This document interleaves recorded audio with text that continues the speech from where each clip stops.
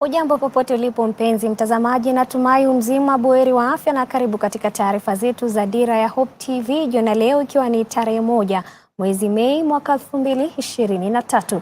Karibu. Na Rais William Ruto amewahakikishia Wakenya kwamba serikali ina nia kupunguza gharama ya maisha kwa kuongeza uzalishaji wa chakula.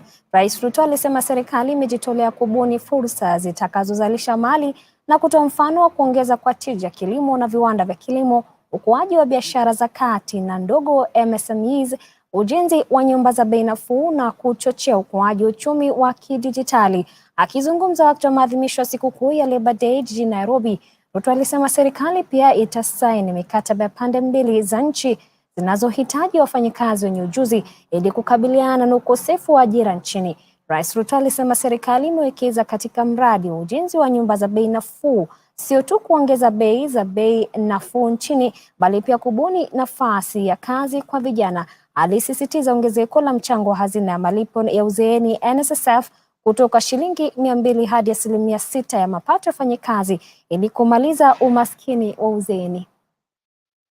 You have guided us within a shortest possible time to make us realize that we wasted a lot of time on 200 shillings employers, 200 shillings workers, of which could not be able to assist any retiree after working for 40, 30, 60 years. We are part now and parcel of 6%, and we know for sure that when we exit from what we are doing as employees or members of various trade union organizations, we will be able to benefit out of that in order to avoid the old age poverty. Tayari, almost all the counties already have community health promoters. What we are going to do as national government is to agree with them on how we are going to remunerate these community health promoters. And we are going to share 50-50. Every county that contributes whatever money, we are going to match the money you are contributing in making sure that we have community health promoters that are going to help us to prevent diseases, to promote health among its citizens in a manner that ensures that we begin from the bottom going up. Nyinyi mnanielewa? Jambo la pili, niliwaambia haiwezekani kwamba mimi rais nalipa shilingi 1,700 kila mwezi, na mama mboga na mtu ya bodaboda analipa shilingi 500 ili akuwe na kadi ya NHIF. Mimi mshahara yangu ni 1,000,000. Yule bodaboda mapato yake ni 5,000. Kuna ungwana pale kweli? So nimesema tumebadilisha the contribution mechanism and the contribution formula. Sasa yule ambaye mlikuwa mnalipa kwa NHIF shilingi 500, sasa tutateremsha chini ikuje shilingi 300 kwa wale mmekuwa mkilipa shilingi 500. Na mtazamaji, japo maadhimisho ya siku ya wafanyikazi wa Sikukuu ya wafanyikazi kufurahia kwa kutambuliwa hasa na serikali kwa kazi nzuri wanaoifanya, baadhi ya Wakenya wanasema hawana cha kufurahia. Wengine wanasema kwa Sikukuu ya Leba Day imeisha kwa maana kwani gharama ya maisha inazidi kupanda, ilhali serikali ikiongozwa na rais na uwezo wa kuboresha hali hiyo. I celebrated Labor Day by having snacks, and I hope employees' salary may be increased, and I will be a good employer when I grow up. Hotuba ambayo imetolewa na rais, iko na matumaini ya wafanyikazi kulingana na zile zingine, ingawaji kuna swala ambayo haikuguziwa kulingana na wafanyikazi, sheria za wafanyikazi. Ukizingatia kuna hii mambo ya NHIF. Hiyo ni kitu ambayo imetuongezea mzigo, hata si wenyewe hatuwezi tukaweza kulipa. Na mimi nimeshangaa, Atoli amesimama na rais akasema tuongezewe mzigo Mimi sioni umuhimu wa kusherehekea Leba Day juu vijana wengi wako jobless sana. Hata hatuoni umuhimu. Haina haja tusherehekee Leba Day. Leba Day ya leo iko chini sana, sababu watu wengi wana ile mapato ya kutembea tembea kusherehekea. Wengi wanalala na njaa sababu unga iko juu. Kiongozi wa KOTU ambaye ni Honorable Francis Atwoli, tunamheshimu, lakini naona na pia yeye ameanguka, ameangusha Wakenya. Kumbuka ya kwamba tulikuwa na ile ugonjwa ilikuwa inaitwa corona. Kuna watu wengi walioachishwa kazi. Huyu mkubwa General Secretary huyu Atwoli hakuzungumzia hilo jambo. Kuna watu wenye hawakulipwa mpaka wale hawajalipwa. President ile kitu ambaye anatuelezea ni iko out of point. One, wafanyakazi wao wanahitaji kwa kwamba wamepata mishahara na mishahara imeongezewa kwa percent plan ile ambayo tunaweza kaa chini tujue kwamba kwa sababu tumeongezewa hii mshahara, wacha tuone vile ambayo maisha itakuwa iwe nafuu. Sasa hii maisha imekuwa mangumu kiasi kwamba ni ngumu sana kuelezea hadithi ya kwamba nitafanya kesho, kwa sababu mshahara ambayo watu wanapata haiambatani na maisha vile ambayo ilivyo. Na katibu mkuu wa muungano wa vyama vya wafanyikazi KOTU Francis Atwoli amemtaka Rais William Ruto kuzindua mkakati wa wastani wa nyongeza mishahara kwa wafanyikazi wote ili kuwasaidia kujiendeleza wakati wa hali mbaya ya uchumi. Akizungumza katika hafla kitaifa ya maadhimisho hayo, Atwoli alisema gharama ya maisha ya juu inalemea Wakenya katika masuala ya kifedha na ongezeko hilo litaimarisha familia nyingi, huku serikali ikijishughulisha na kupunguza kasi au mauzo ya kiuchumi. Kwa upande wake, mkuu wa waziri Musalia Mudavadi amesisitiza kwamba huu ndio wakati wa kuboresha uchumi wa taifa. Your Excellency, as I end, I know we are in both political and economic quagmire. But bearing in mind that all of us, including workers, are involved in the restructuring of our economy, your incentive to these workers is only in one form: a consideration for a moderate general wage increase. Hatusemi minimum.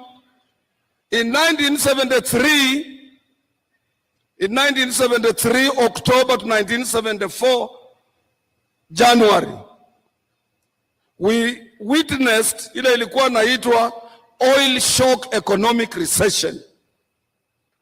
Na mzee Jomo Kenyatta alipoona mambo imekuwa magumu kwa kila mtu in this republic, aliongeza ile kitu inaitwa general wage increase. General wage increase itashika kila mtu, hata kama ni percent ngapi, 2, hata cabinet secretary, hata nani, kuliko kuwa tunaomba minimum wage all the time. Governor, we need a moderate. Waka sawa nauliza if there is a moderate, because sometimes minimum wage does not affect those people covered under collective bargaining agreements, and everybody is hit. Hii uchumi na sio ya Kenya peke yake. Hii vita ya Russia na Ukraine. Russia ndio number 1 kwa kutoa gas. I didn't know that gas even in Europe they use nuclear energy. Nuclear energy is powered and energized by gas. Huko wanapima stima sasa.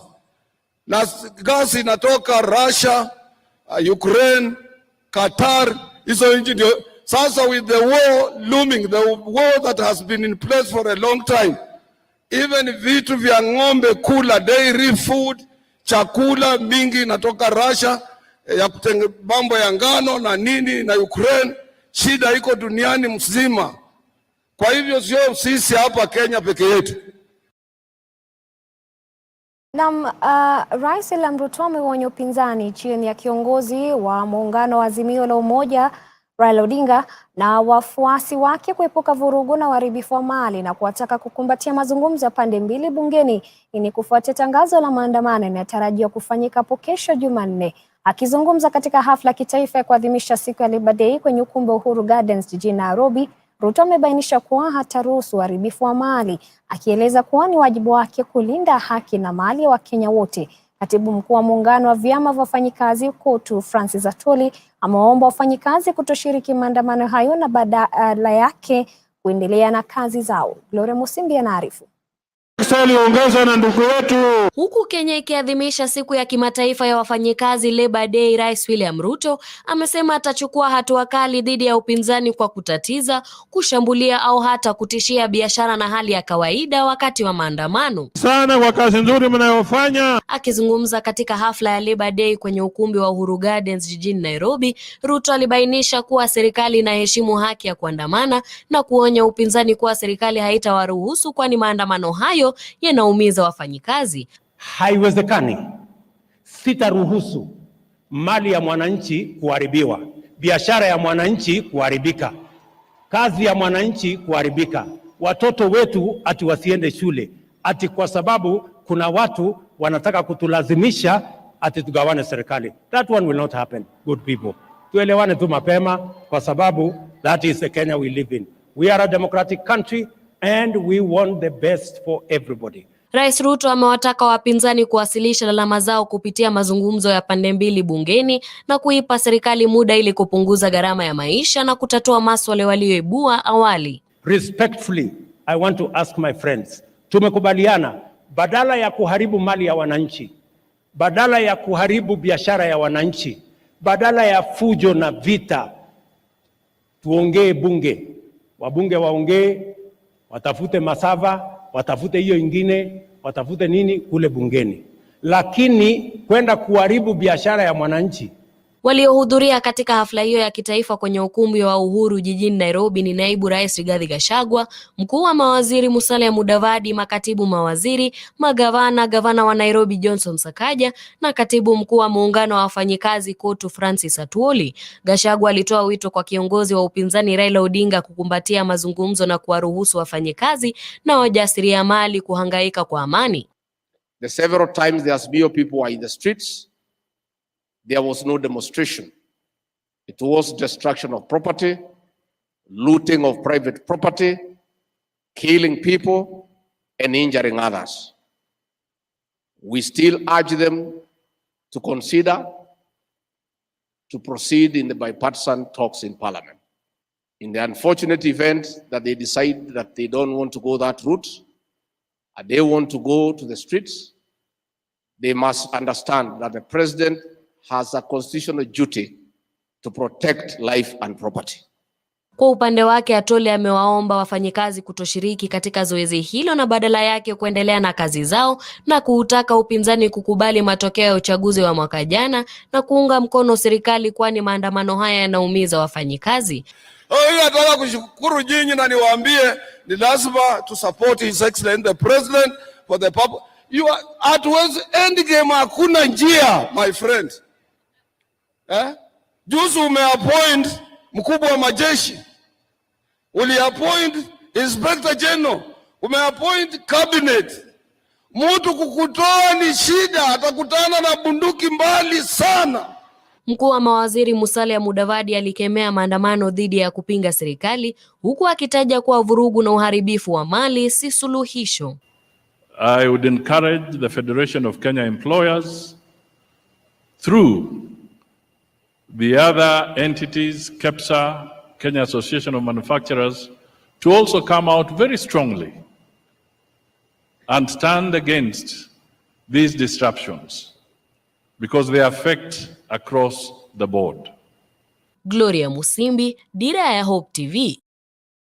Na mbali na haya ni kwamba kiongozi wa chama cha Azimio la Umoja One Kenya Raila Odinga ameshikilia kuwa maandamano ya upinzani dhidi ya serikali yataanza tena Jumanne hapo kesho katika kaunti ya Nairobi. Odinga akiandamana na vinara wenza wa Azimio alifanya mkutano na wanahabari baada ya hotuba ya Rais William Ruto wakati wa maadhimisho ya Leba Day na kumkosoa vikali Ruto kwa kutangaza maandamano ya Azimio kuwa ni hatari. Kulingana na Azimio hawatatishiwa na serikali kwani wanaendeleza kile ambacho kimeratibiwa kwenye katiba kwa kuandamana kwa amani. Hapo jana viongozi wa Azimio walidai kuwa Naibu Rais Rigathi Gachagua na Waziri wa Biashara Moses Kuria wametishia maisha ya viongozi wa upinzani kwa sababu ya maandamano yaliyopangwa kufanyika hapo kesho. Mr. Ruto even today has repeated that they are stand banned that he's going to protect people's properties. We assure him there's going to be no destruction of people's properties. That is just an excuse. We assure Mr. Gachagua there will be no destruction of people's properties. Our people have been told to be peaceful. They're not even going to go to where people's places are. We're not going to markets. We're not going to shops.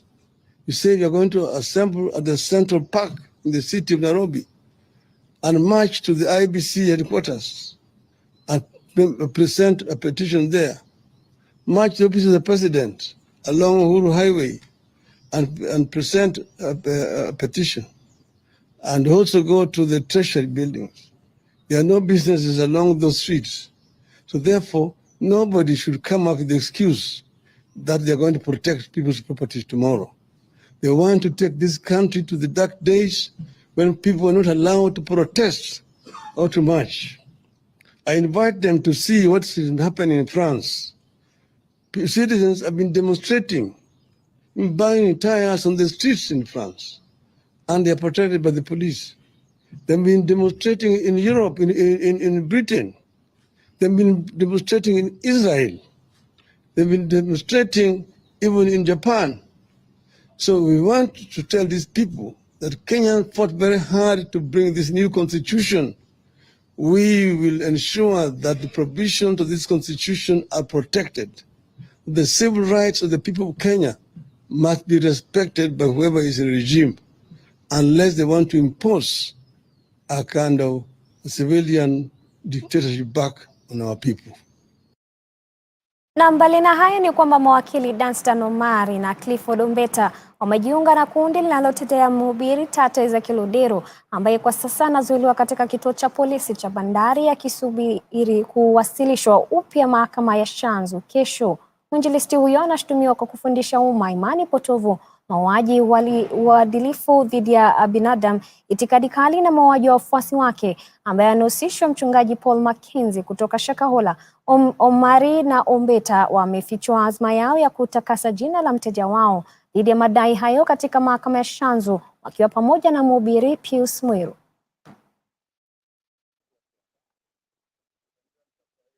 The area chief's office is 500 meters away from the church of Pastor Ezekiel. And at the chief's place, there are administration police officers. So if there is any incident that is peculiar, the administration police officers will be able to detect that. Pastor Ezekiel has never been to Shakahola all his life. Even doesn't know where it is. And we'll be asking the police to get us the call data from his phones to confirm that all his life he has never been to Shakahola. A mere transaction between a willing buyer and a willing seller does not constitute a crime.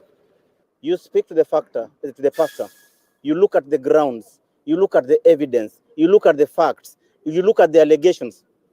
There is no relationship of any kind at all. Na taarifa hii inatukamilishia Dira ya Hope TV jioni leo. Shukrani za dhati mpenzi mtazamaji kwa kutegea taarifa zetu, na pia kwa wale wote waliweza kufanikisha taarifa hizi. Tupatane hapo kesho Maulana atakaporidhia. Jina langu ni Doli Mrigimbovi.